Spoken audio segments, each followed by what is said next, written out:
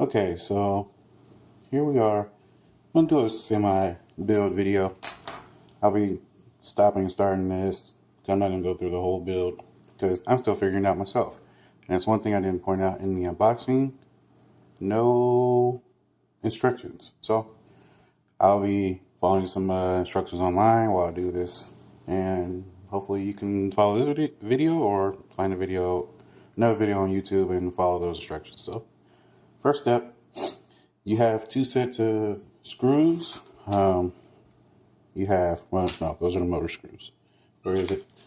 You have these ones, which are the shorter ones, which is if you decide to only use one of the bottom plates. And you have these longer ones, which I already took out the bag, which I'm going to use to be using both bottom plates.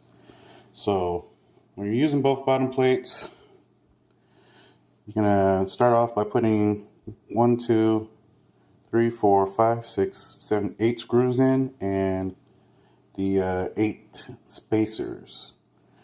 And now, from what I've seen online, go ahead and do this. Hopefully it gets in focus here. The spacers should be threaded, so you could just go ahead and push the screw through and start twisting the spacer on. Let's see. Yeah. And just go ahead and twist them all down. I'm going to go ahead and put in all 8 and come back. Okay, and here we have this. All 8 screws in, the threaded spacers. Get this focus here.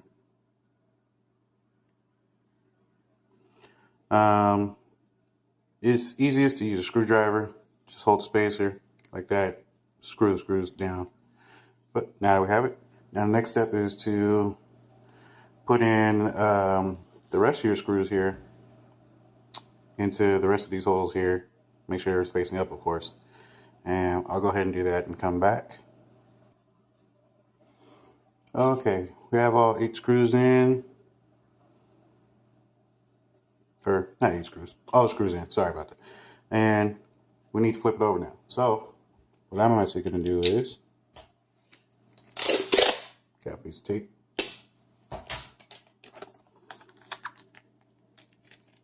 Down screws, nah, I missed 2, whatever. And flip it over. Yep, and that's the one I missed. Yeah, you can do it real quick and you don't need the tape, but why not? Just put the tape.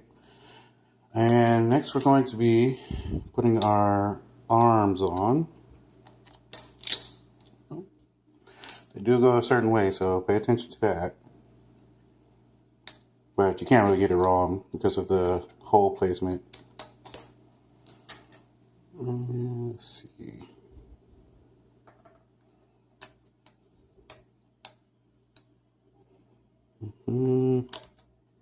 Oh, upside down. Like I said, when you make a mistake, it'll correct you.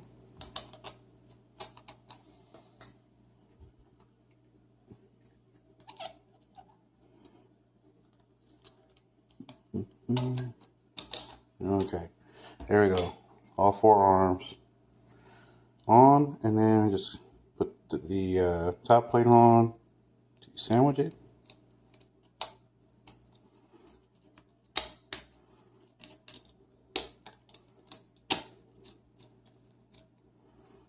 Like so. And let me grab the other pieces out. I'll be right back. Okay, and the next step is take 4 of these little L-shaped, well, hump shape, I guess. They're really straight. These 4 pieces go on the 4 corners right here for the flight stack. Get this focus down here. So you have to flip this over, screw these in, 1 on each corner. So be like this, this, and this. And I'll go ahead and do that and come back. Actually, and I'll put this middle piece on. This little bracket goes right here on the middle 4. No, it's kind of hard to see. I'll go ahead and do that and come back.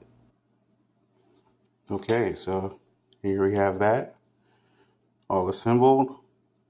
Notice that the humps are towards the inside, lower sides towards the arms.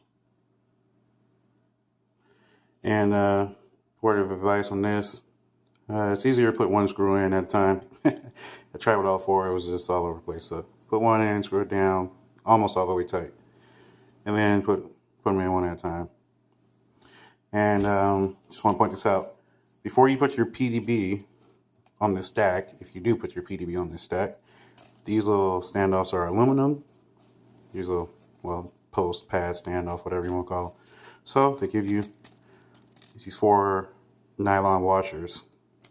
Make sure you use those right here on these posts to isolate your PDB so you don't get the electricity running through your frame, because that would be no bueno. And go ahead and pause this, come back with the next step. Okay, went ahead and put all the standoffs in. Just need one more. These are threaded, of course, so just go ahead and screw them down.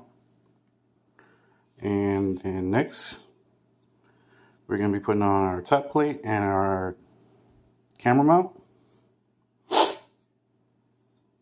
And if you want to know, front from back, back has the 3 holes, front has the 2, and the little slots for the camera mounts. So go ahead and put that on. Oh yeah, real quick before I forget, camera mounts. I don't think it matters which side goes on which, but the longer cutout is the top, just so you know. The longer cutout is the top. All right, so we'll get that on and come back. Okay, I went ahead and got the camera mount put together. Now this is the new version, so this is the new camera mount made for an HS177. Here I have my RunCam Swift. So I'm gonna go ahead and figure out how to do that later, but go ahead and put the top plate on, come back. I do want to mention though, since these are the screws you use if you don't use the bottom plate, so they're a little bit longer. I like to use the longer screws in my standoffs, so that's what I'm going to be using to put in. I'm pretty sure you're supposed to use these little short screws, same as the motor mount screws. But yeah, I like more support, so I'm going to use the longer screws in all the top standoffs. And go ahead and put the top plate on and come back. Okay, here we have the top plate in. As you can see, I didn't screw it down all the way yet, because of course I'm going to have to take it back apart to actually build it. But let me put these in. Yeah. Only other thing left to do, throw in the little XT60 grommet at the back. Let's go ahead and push this in here. And that's about it. We're done. So got the motor screws left. You still have your nylon screws for the top of your stack when you get your stack done. Obviously mine's not. What else? Yeah, actually need to loosen this one up a little bit. Don't want my top plate tweaking. The only thing I have left is these. I'm not sure. I don't think they were for the camera. They're a little too small for those holes. I'm not really sure what these those screws are for. So if anyone knows, please let me know in the comments. And that's about it. Go ahead and get this weighed up so you guys can see the weight as is.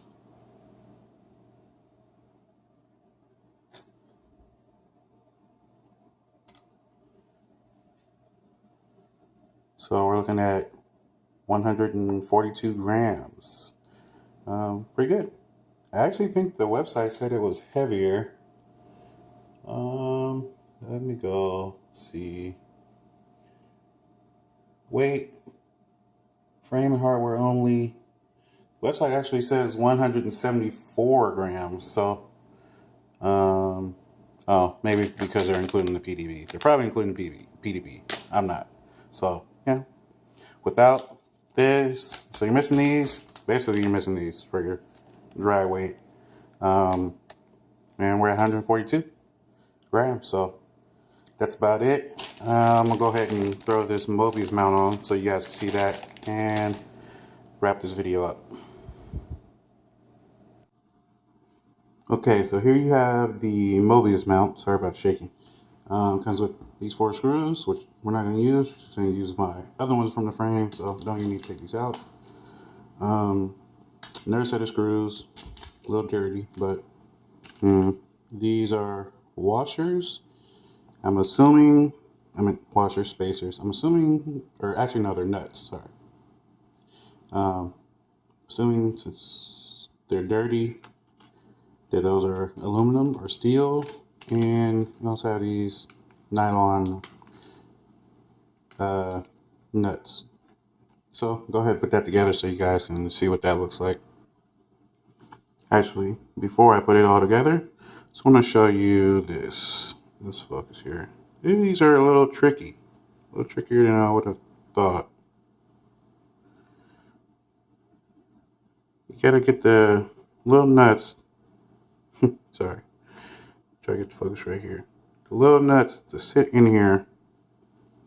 You gotta get them perfectly centered so they stay in between. Not the easiest thing to do, but that's what you gotta do. Make sure you have it facing the right way. The bottom is towards the opening, of course. Alright, and we'll put it together now. Okay, here we have it all assembled. This is the bottom. This is the front and the back. You know by the cutout for the camera. And like I said, those little screws and nuts are kind of tricky, so take your time. They are nylon lock nuts, so they should stay in place pretty good. You're going to want to go ahead and put that on. Remove your front 4 screws. Put this right on top. You got to use these spacers in between because, of course, you have the screw head sticking out on the bottom. So that's why they give you the spacers. So you're going to want to go ahead and put the spacers down, put this down, and screw it down. Go ahead and do that and come back. Sorry, just want to point out one little quick thing. I don't know if you guys can see this very well, but do you see this right here? The little gap at the front. That's doesn't seat down all the way for some reason. And that can, allow a little vibration to come through, a little extra vibration. Hopefully it's not a big problem. Okay, so here we have it all put together.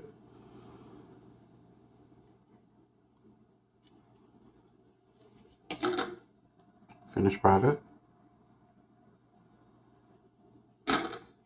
ZMR X210.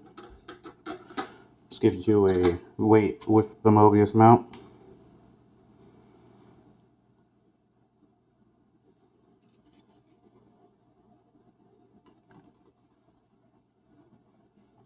Okay, so 153.9 with the mobius mount. Not bad. Not bad at all. Well, I know this is kind of long. Sorry I didn't get no specs on these for you, but these are 4mm arms. I think 2mm bottom plates and 1.5mm top plate. Yeah, you can find the information other places. But yeah, hope you guys enjoyed. Thanks for watching. See you next time. And I'm back with another little update. If anyone's using a RunCam Swift, try to get this focus here.